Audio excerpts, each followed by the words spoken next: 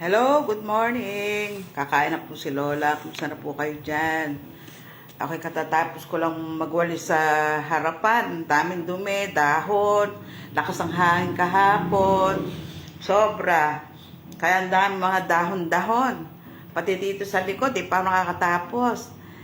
Nagutom ako eh. Kaya gawa muna ng konting pagkain para maibsan yung gutom ng Lola. Eto. Siyempre, hindi mawawala si DXN sa akin. Kopi ng DXN yan eh. Ang ininom ko po ngayon, eto, kasi marami sasabi sa akin, ano daw ba iniinom ko? 3 klase po yung iniinom ko. Yan. Eto po, 3 klase siya. Likot ko eh. Ito ngayon ang aking kinakape. Yan. Ang tawag po dyan, 21 grams. 20 ang laman po ng isang bag. Ito naman, coffee. Pure black coffee po ito. Pure black coffee. Mas mahal po ito. 730. Ito naman, 730. 740 pala. Ito naman, 600. Ito yung classic. Puro 20 bag ang laman yan. Ito po yung classic, may maliit din. Oh. Mura lang po ito. Kasi 10 lang ang laman niya.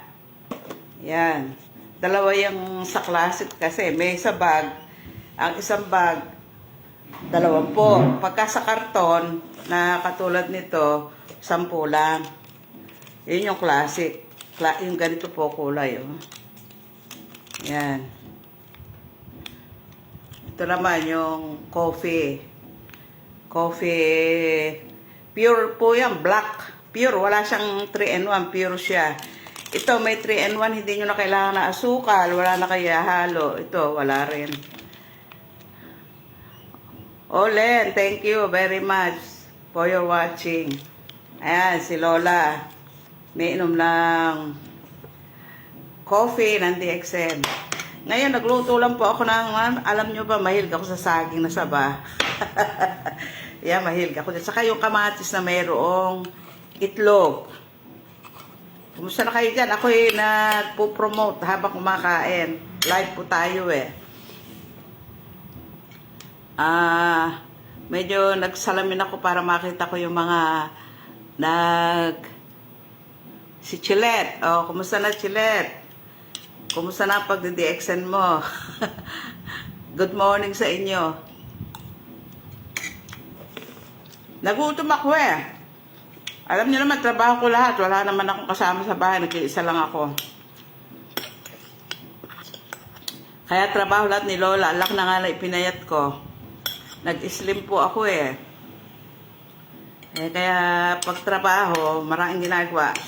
Marami din kinakain. Pero limitado naman po yung kinakain ko. Marami po kasi nagtatanong sa akin sa messenger. Kung ano iniinom ko. Yan lang po ang aking iniinom. Safe po yan. May Ganoderma po yan eh. Safe. No side effect. Thank you po sa mga hindi nakakalimot na bumibili.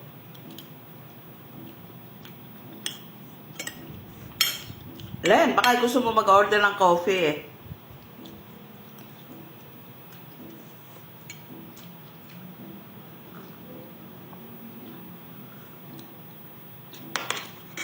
Mapunta po ako dun sa naikwento ko noong isang araw na ako naisahan po ng mga scammer. Kahit anong ingat talaga nangyayari yun. Kaya wag ko kayo mag-open link. Kung sakali, meron kayong nilike at may nag-messenger sa inyo, huwag nyo na pong papansinin.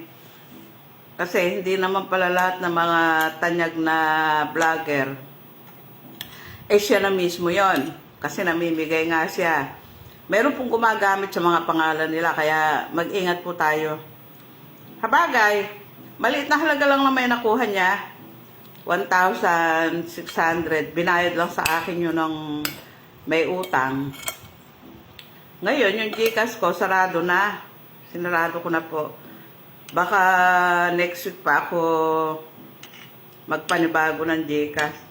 Pero hindi ko na po gagamitin kung saan, ano yon. Hindi na po ako tatanggap ng GCash na magbabayad sa GCash. I-cash na lang nila. Kasi, mahirap po yung, aksidenteng mangyari na hindi mo akalain.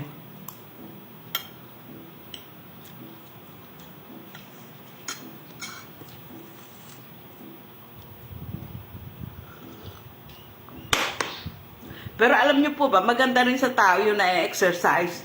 Yung nagtatrabaho ka, imiikot ka, pinaka-exercise sa katawan, lumalakas. Eh, isipin nyo naman, sa edad kong 70, nakakaya ko pa yung trabaho, laki-laki ng linisin dito, sa bakuran, sa lahat. Madahon, nakakapagod. Opo, nakakapagod talaga.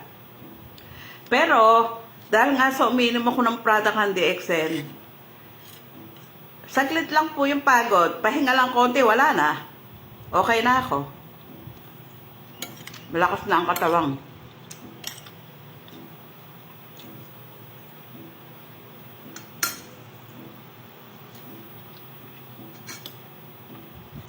Eh, katulad nga ng friend ko si Mila,